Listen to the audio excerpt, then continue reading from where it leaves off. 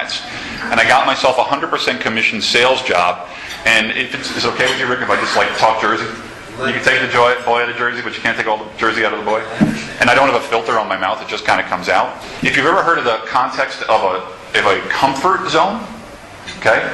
A guy that's completely right-brained. I don't have a left brain cell in my body. I can put on a suit and I can look like a guy from Wall Street, but I can assure you, if you get to know me, you'll figure out I am not a left-brain guy.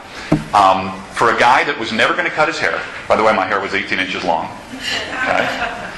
Never going to carry a briefcase, never going to work for the man, never going to get a job, because playing piano isn't a job, right? Now I had to go get a job. So I got myself a 100% commission sales job because I wasn't trained to do anything else. And in talking about the comfort zone, a sex change would have been more in my comfort zone. That's how drastic it was for me. But I was very blessed that I had a mentor early on who took me aside and he said, Kev, the big BFO is that most people in business, they study techniques and they don't study people. And I said, what's a BFO? He said, a blinding flash of the obvious. He said, most people when they get into business or sales, they go out and they get all the Jeffrey Gitomer, the Tom Hopkins, the Zig Ziglar, the Brian Tracy books, and they study all kinds of closing ninja techniques. He said, and what most people don't realize, and this is so obvious, people don't even see it. What most people don't realize is, unless you're Tom Hanks living on an island with a volleyball named Wilson, no matter what you do for a living, only for the rest of your life, you're going to be interacting with other human beings. So he said, all things being equal, people do business with and refer business to people that they like, know, and trust. He said, I would recommend before you go out and you get all the sales books or the business books, go down to Barnes & Noble and get a book written in 1933 called How to Win Friends and Influence People. Anybody ever read this book? He said, go get that book and read it like maybe 700 times.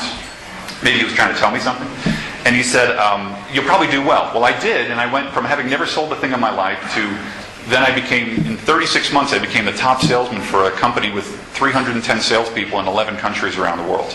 And I credit that entirely to what I learned in How to Win Friends and Influence People. So some of you are going, when's he going to get to the social media? Okay? I can show you all the bells and whistles. I can show you ways that companies are leveraging social media and make it look real whiz-bang and cool. But I'm an analog guy in a digital world. The paradox is people look at what I do and they think, oh, he must know everything there is about computers. You couldn't be more wrong. I have never in my life created an Excel spreadsheet, and I never will, and I'm kind of proud of it. Remember, right brain? Right? I've learned to play to my strengths and outsource my weaknesses.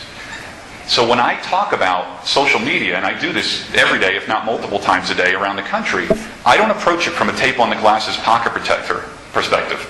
I approach it all from an interpersonal, relational perspective. Because you gave me permission to say whatever I want to say.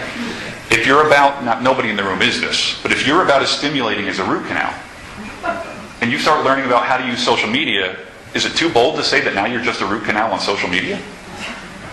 These are the jokes, folks. Okay, so